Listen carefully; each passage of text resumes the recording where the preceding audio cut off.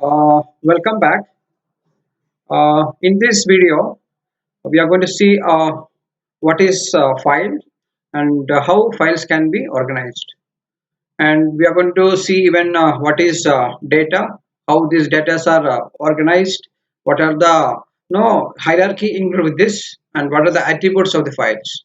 So these things we are going to see very detailed. Okay, so let us start with the data hierarchy. So everyone know what is data is nothing but no the piece of information.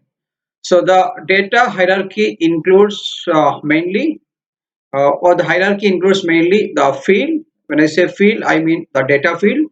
Then we have something called records, we have something called files and database. So data is which is going to be the elementary unit. Something like for example, if you take student name, so student name is going to be no that is going to be unique, and that is going to be the elementary data. That is an example for that. Same way we have a record. So record is nothing but the collection of data.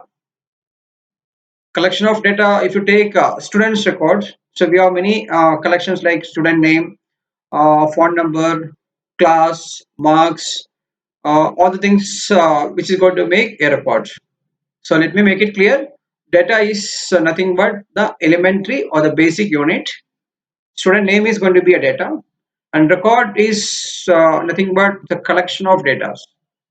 So all the information, all the information regarding a student is going to make a student record, like his name, phone number, age, all the things. So next is about file. Files are nothing but collection of related records. It's not mandatory. It should be or it has to be the collection of related one. But normally in a file we normally keep records which is related one. So something like we can keep a file for employees working in an organization. That makes a file. Next is directory. Directory stores information of related files, or we can say that it's a collection of files where we can store many files. So as you could see on the screen, we can see a directory.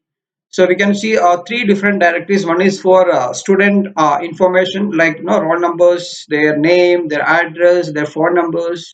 So all this makes student personal information. And if you look at the second one, so which is going to make students academic info file. So we are going to store three files in directory. The first one is their personal information file. Second one is academic information like their roll numbers, name, the course, marks, grades, all the things we are going to store in the second file. And third is going to be student fee information. So all these three files we are going to store in a directory, right? So next, the file attributes.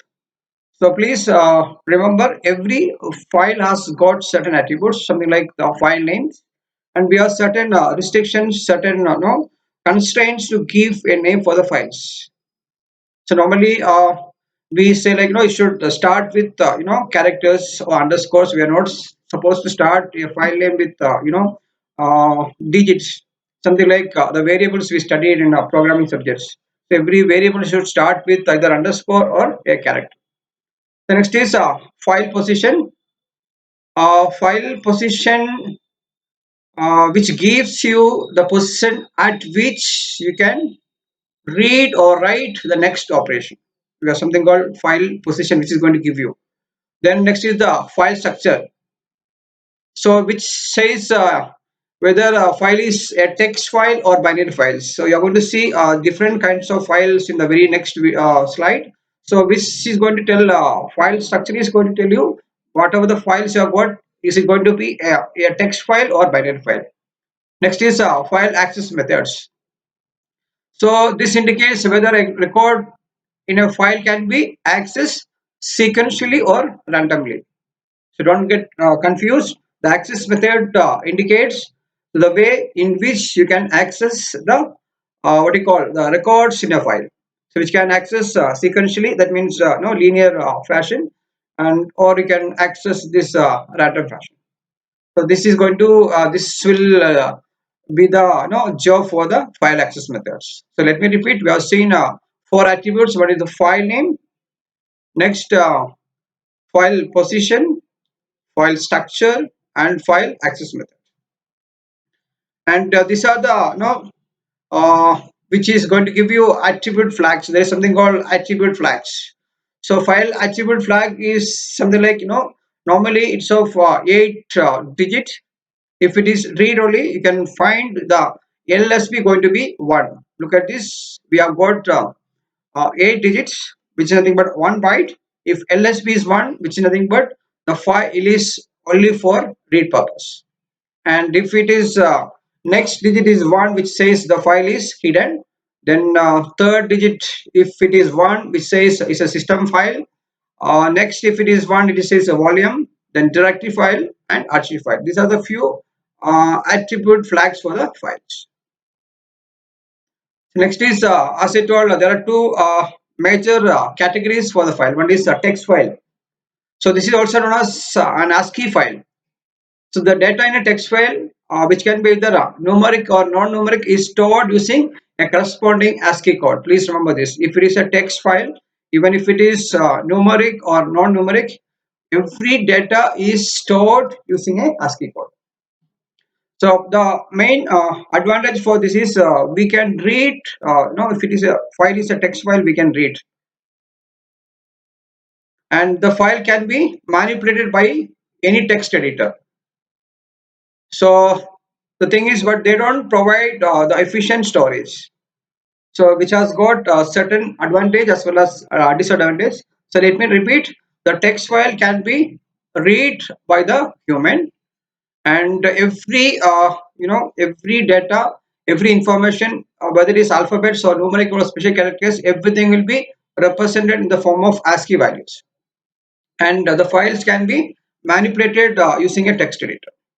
So this is about the text file, and let us see what is about binary files.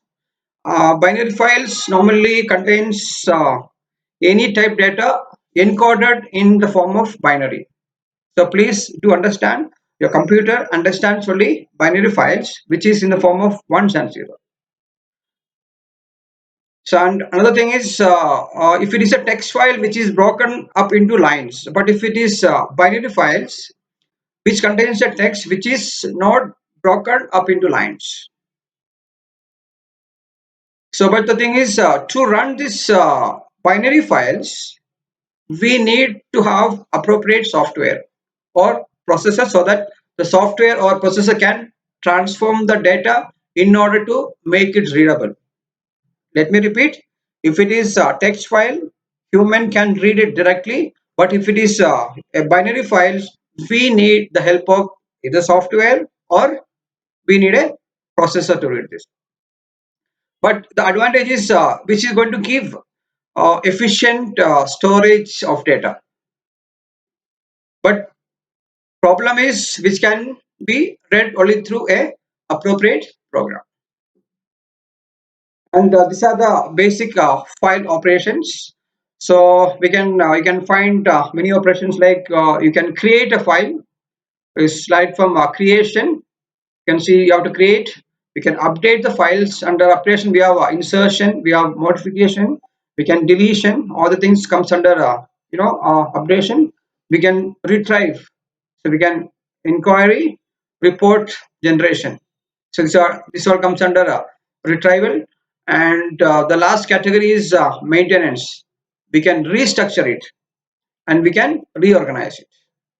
So these are the few basic file operations. Let me repeat. Normally this is divided into 4 categories. One is creation, updation, retrieval and maintenance. So under updation we have 3 more categories, like insertion, modification, deletion, and retrieval we have we can inquire, we can report the generations. And under the maintenance we have restructuring and reorganization. We are just going to change the way it looks. So this is nothing but restructuring. Uh, and restructuring and reorganization, which looks same, but when you go in detail, this is entirely different. So these are the few file operations.